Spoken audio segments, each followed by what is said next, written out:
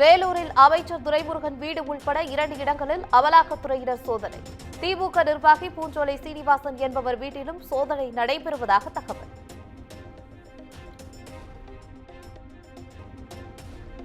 கோவை மாவட்டம் அவிநாசி மேம்பாலம் அருகே 18 மெட்ரிக் டன் எரிவாயு ஏற்றி வந்த டேங்கர் லாரி கவிழ்ந்து விபத்து. லாரியில் இருந்து எரிவாயு கசிந்து வருவதால் முன்னெச்சரிக்கை நடவடிக்கைகள் தீவிரம்.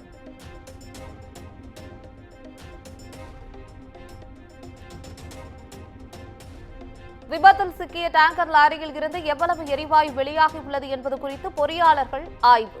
டேங்கரின் ஒரே பகுதியில் கசிவு ஏற்பட்டு இருப்பதால் பெரிய அளவில் பாதிப்பு இல்லை என்றும் தகவல்.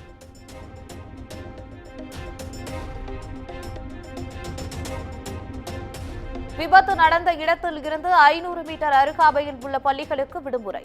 முன்னெச்சரிக்கை நடவடிக்கையாக கோவை ஆட்சியர் கிராந்திகுமார் அறிவிப்பு.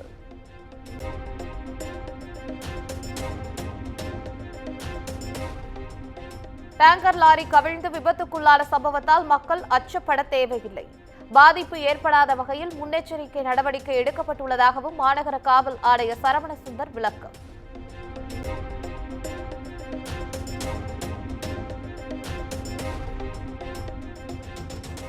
சென்னையில் போதைப்பொருள் விற்பனை கும்பலிடம் 5 நாட்டு துப்பாக்கிகள் பறிமுதல். 4 கிலோ மெத்தபெட்டமைன் போதைப்பொருள் 80 தோட்டாக்களையும் அரும்பாக்கம் போலீசார் பறிமுதல் செய்து விசாரணை.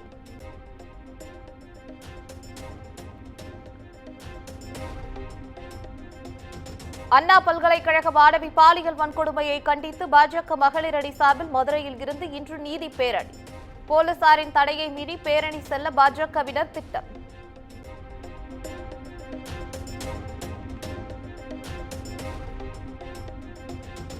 அனுமதியின்றி பாஜகவினர் பேரணி நடத்தினால் கைது செய்யப்படுவார்கள். காவல்துறை எச்சரிக்கை.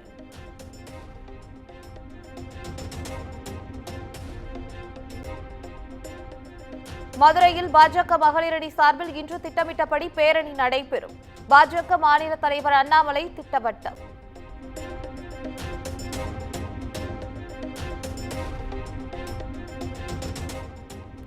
பாலியல் வன்கொடுமைகளை தமிழக அரசு வேடிக்கை பார்ப்பதாக எதிர்க்கட்சித் தலைவர் எடப்பாடி பழனிசாமி கண்டனம்.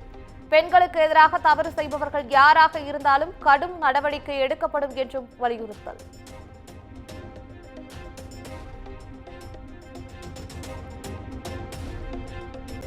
அண்ணா பல்கலைக்கழக மாணவி வன்கொடுமையை கண்டித்து போலீசாரின் தடையை மீறி போராட்டம். சௌமியா அன்புமணி உள்ளிட்ட 297 பேர் மீது 2 பிரிவுகளின் கீழ் நுங்கம்பாக்கம் போலீசார் வழக்கு பதிவு.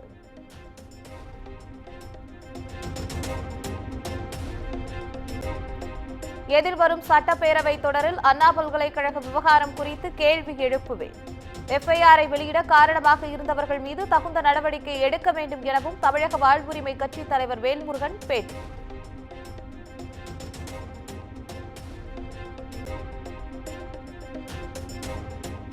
சென்னை பனையூர் அலுவலகத்தில் பாமக தலைவர் அன்புமணி ராமதாஸ் இன்று ஆலோசனை. இளைஞர் அணி தலைவர் நியமனத்தில் மாற்றமில்லை என ராமதாஸ் தெரிவித்த நிலையில் மாவட்ட செயலாளர்களுடன் ஆலோசனை நடத்துகிறார்.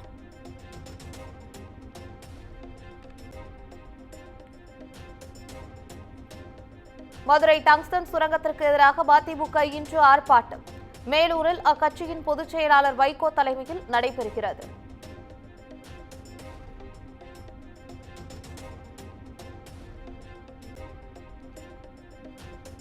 வன்கொடுமை விவகாரத்தில் ஒரே பொய்யை திரும்ப திரும்ப பேசி மக்களை எடப்பாடி பழனிசாமி ஏமாற்ற நினைக்கிறார். அதிமுக கை நழுவி விடுமோ என்ற அச்சத்தில் இழந்த செல்வாக்கை மீட்க மட்டமான அரசியல் செய்வதாகவும் சட்டத்துறை அமைச்சர் ரகுபதி விமர்சனம்.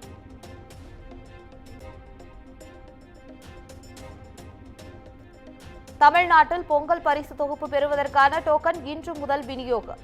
ரேஷன் கடை பணியாளர்கள் வீடு வீடாக சென்று வழங்குவார்கள் என்று தமிழ்நாடு அரசு தகவல்.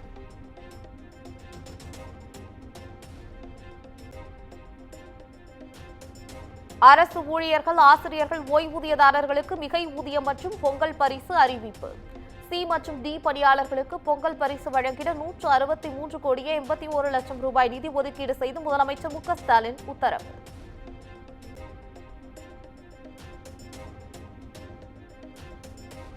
பொங்கல் பரிசு தொகுப்புடன் 2000 ரூபாய் ரொக்கத்தொகை வழங்க தமிழ்நாடு அரசுக்கு உத்தரவிட வேண்டும். சென்னை உயர்நீதிமன்றத்தில் பொதுநல வழக்கு தாக்கல்.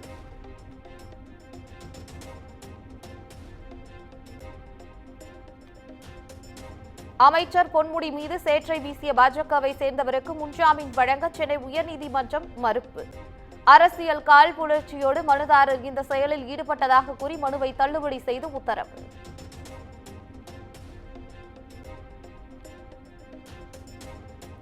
பாஜக மாநில தலைவர்கள் மற்றும் தேசிய கவுன்சில் உறுப்பினர்கள் தேர்தலுக்கான தேர்தல் பொறுப்பாளர்களை அறிவித்தது பாஜக தலைமை.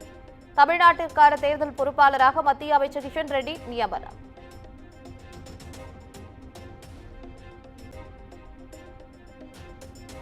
சென்னையில் இன்று நடைபெற இருந்த பாஜக மாநில மையக்குழு கூட்டம் ஒத்திவைப்பு.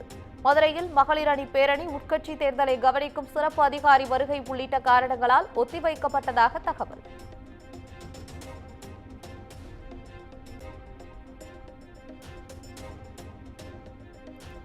பட்டுக்கோட்டை அருகே இரு பேருந்துகளின் இடையே சிக்கிய இளைஞர், நெஞ்சை பதற வைக்கும் சிசிடிவி காட்சிகள் வெளியானது.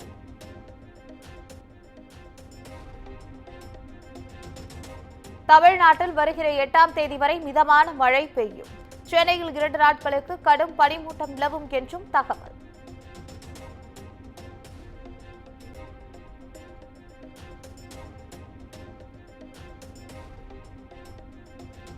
புஷ்பா 2 திரைப்படம் சிறப்பு காட்சி கூட்ட நெரிசலில் சிக்கி பெண் உயிரிழந்த வழக்கு.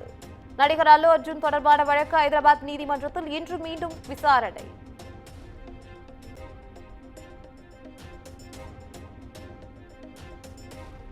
பீகாரில் அரசு பணியாளர் தேர்வை ரத்து செய்ய வலியுறுத்தி சாகும் வரை உண்ணாவிரத போராட்டம் அறிவித்த பிரசாந்த் கிஷோர்.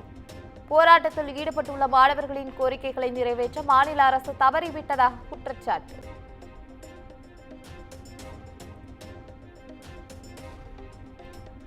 நீட் உள்ளிட்ட நுழைவு மற்றும் தகுதி தேர்வுகள் தொடர்பாக மத்திய நிபுணர் குழு சமர்ப்பித்த பரிந்துரைகள் அனைத்தும் முழுமையாக நடைமுறைப்படுத்தப்படும். உச்சநீதிமன்றத்தில் மத்திய அரசு உறுதி.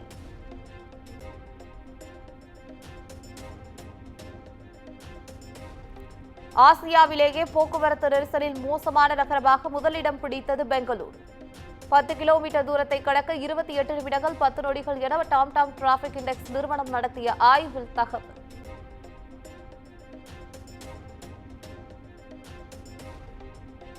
கர்நாடகாவில் அரசு பேருந்து கட்டணம் 15% உயர்வு. வருகிற 5ஆம் தேதி முதல் அமல்படுத்தப்படும் என்று அந்த மாநில அரசு அறிவிப்பு.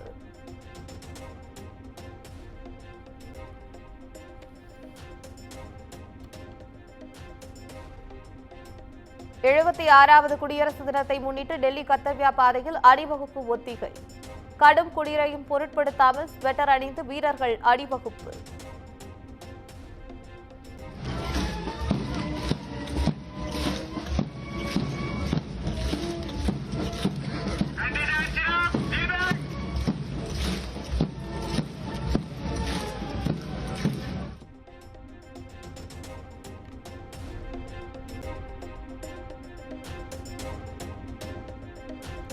ஆஸ்திரேலியாவுக்கு எதிரான கடைசி டெஸ்ட் போட்டி.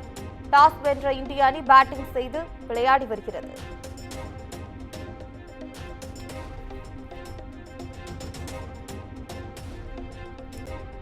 டிஜே அருணாச்சலம் நடித்துள்ள உசுரே திரைப்படம் ஃபர்ஸ்ட் லுக் போஸ்டரை வெளியிட்ட படக்குழு.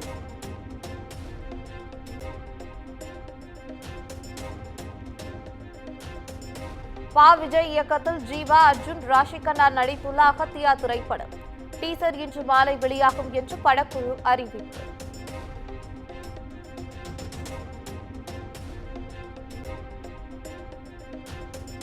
ஷங்கர் இயக்கத்தில் ராம் சரண், எஸ்.ஜே. சூர்யா நடிப்பில் உருவாகியுள்ள கேம் சேஞ்சர் படத்தின் ட்ரெய்லர் வெளியானது.